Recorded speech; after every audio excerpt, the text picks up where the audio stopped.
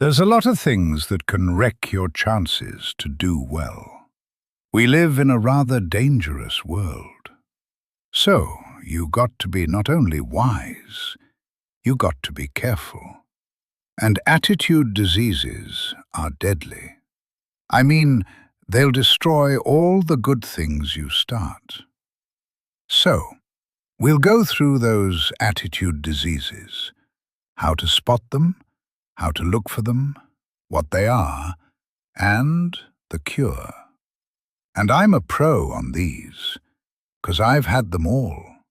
So I can give you excellent advice on these. Here's the list. Attitude diseases. Number 1 is indifference, the shrug of the shoulder. The guy's not even concerned. He's just drifting. There's one problem with drift. You cannot drift to the top of the mountain. The guy says, "Well, I can't see getting all that worked up." Well, to be any kind of winner, you got to get worked up. Here's the key to the good life. Learn to put everything you've got into everything you do. Whatever you are doing, pour it on. It will quickly open up into opportunity, or quickly disclose to you that you ought to be doing something else. The delusion is, if I had a better job, I'd really pour it on. See, that's delusion. Wherever you are, pour it on. See, that'll help change your life. Get rid of this disease. Here's the next attitude disease. Indecision. Mental paralysis. The guy can't make up his mind, and it becomes a disease. Pretty soon he knows he's got it. The guy says, "Well, I know I'm on the fence," but he says, "What if I get off on the wrong side?" Listen, after a while, it doesn't matter. Just get off. Any side will do. Here's the best way to live. One way or the other. That's best. Pick a direction and go with everything you got. Just pick one and go. Somebody says, "Yeah, but what if it's the wrong direction?" You'll find out quicker. A life full of adventure is a life full of many decisions. The ones that turn out to be wrong give you better experience to make better decisions. So don't see how many decisions you can get out of. See how many you can get into. That's where the adventure is. So shake off this disease, indecision. The next one is doubt. Doubt's like a plague, and one of the worst is self-doubt. There are many, but that's one of the worst. The guy doubts himself. Doubts if it'll last that long for him. Doubts if he can do that well. Doubts if he can make that much. Doubts if he can accomplish all that. A chronic, excellent self-doubter. You can imagine what damage that does to your future. So, here's the key. Turn this coin over and become a believer. Now, if those 3 don't get you, this one will. Worry. That's a devastating disease, worry. Worry causes health problems, social problems, personal problems, family problems. It's devastating. Worry long enough, it'll drop you to your knees. I know how bad this one is. I used to have it bad. I used to be known as a super worrier. Not a super warrior. No super warrior. My family wished I'd have been a warrior. I got those years to make up for. But I tell you what, My advice to you is do what I finally did on worry. Give it up. Who needs it? I'm not saying it's easy. I'm saying it's worth it. It took me almost 1 year to kick the worry habit, and it was not an easy year. It was one of the toughest years I ever spent. But I finally got that monkey off my back, and I discovered you could live the most incredible life free of worry. Not free of challenge, not free of difficulty, free of worry. I learned how to do it, and you can. Here's the next attitude disease: overcaution. Some people never will have much. They're too cautious. Now, you can also be too reckless, but you can also be too cautious. This is called the timid approach to life. And my caution was always the risk. Risk used to drive me right up the wall. I used to say, what if this happens? It's called the language of the poor. What if this happens? And on top of that, if this was to happen, look at the fix I'd be in. I better not try.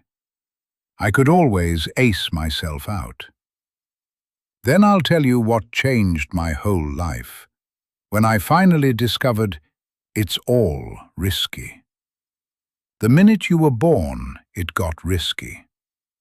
If you think trying is risky, wait till they hand you the bill for not trying. If you think investing is risky, wait till you get the tab for not investing. See, it's all risky. Getting married is risky. Having children is risky. Going into business is risky. Investing your money is risky. It's all risky. I'll tell you how risky life is. You're not going to get out alive. That's risky. The Englishman says, well, if that's the way it's going to work out, let's give it a go. Right? That's what it's for. Give it a go. Somebody says, yeah, but I'm looking for safety and security. Fine, then huddle in a corner. We'll cover you with a sheet, bring you 3 meals a day, and we'll protect you, feed you, look after you, care for you. We won't let anything happen to you, and you'll probably live to be 100. The guy said, well, yeah, I'd live to be 100, but what a way to live, right? What a way to live, safe and secure. Don't ask for security, ask for adventure. Better to live 30 years full of adventure than 100 years safe in the corner. Here's the next attitude disease. We're almost through with this list. In fact, we're almost through. Hang on. The next one is pessimism. Pessimism. The deadly disease of always looking on the bad side, the problem side, the difficult side, checking all the reasons why it can't be done. The poor pessimist leads an ugly life. He doesn't try to figure out what's right. He tries to figure out what's wrong. He doesn't look for virtue. He looks for faults. And when he finds them, he's delighted. How ugly. This is the poor guy looks through the window, doesn't see the sunset. He sees the specks on the window. And this is the poor guy, right, who rushes up, takes such leave of his senses. This guy rushes up and he says, I've got 5 good reasons why it won't work. He's so dumb, he doesn't know. All he needs is 1. He's got 5. To the pessimist, the glass is always half empty. To the optimist, the glass is half full. Why would the same measure affect people two different ways? The answer: it all depends on how you look at it. Our lives are mostly affected by the way we think things are, not the way they are. The way we think they are affects us most. There's a subject we don't have time to get into tonight called better thinking habits. One of the major things I learned is poor thinking habits keeps most people poor, not poor working habits. Most people work hard, but they don't think hard. And life taught me that the mind is like a factory, a mental factory. And whatever you think about all day long pours ingredients into this mental factory. And that's what builds the economic, social, financial fabric of your life. As you think, so you become. How awesome. I used to start the day reading the morning newspaper. I mean, you can believe that or not. I'd get a cup of coffee and read the paper. I'd load up on wars and riots and murders and stabbings and killings and bank robberies and muggings and car wrecks and tragedies. I'd even read the back pages. I seemed to like that stuff for some weird reason. I'd load up on all that, and then I'd start the day. You can imagine the kind of days I used to have. You walk around on your financial knees. They call you economic pee-wee. The guy says, "I want to be a great leader." Wonderful. The first thing we do is follow him to his house. When we get there, we walk in and check his library. Number 1. Somebody says, "Well, why check his library?" The reason is because what a man reads pours massive ingredients into his mental factory, and the fabric of his life is built from those ingredients. You would not believe what some people have got in their house to read. You would not believe. One of the best dressed-up words I know for a lot of it is trash.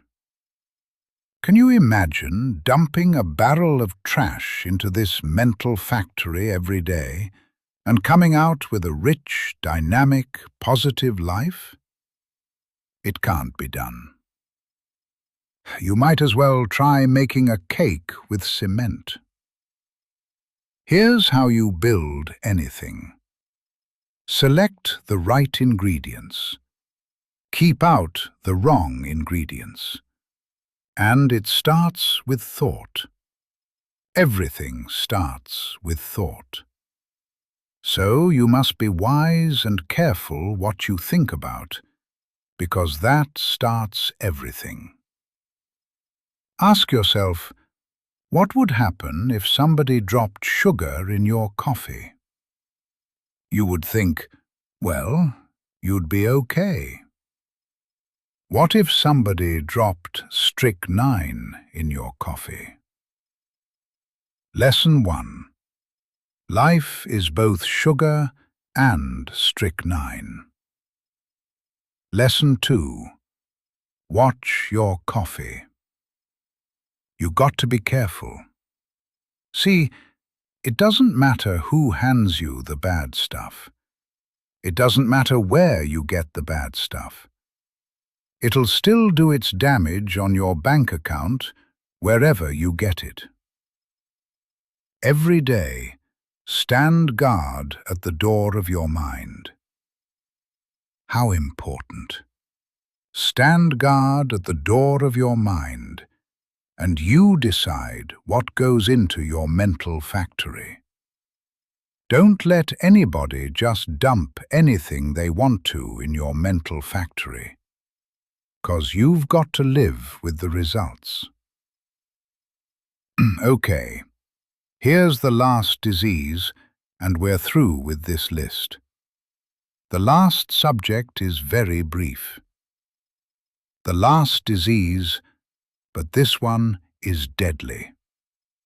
Engage in this when indulge in it even slightly, and you might as well forget the future, because it's going to forget you. Complaining, crying, whining, griping, a Bible word called murmuring. See, that'll ace your future. Spend 5 minutes complaining, and you have wasted 5. And you may have begun what's known as economic cancer of the bone. Surely they will soon haul you off into a financial desert, and there let you choke on the dust of your own regret. I hope I said that well, so you won't forget. It's a deadly disease. Just be on the lookout of the things that can destroy all the good you start. The war is on. And this evening, tomorrow, mentally, personally, socially, economically, you got to make sure you're winning the war. And this is part of it. The choice is yours.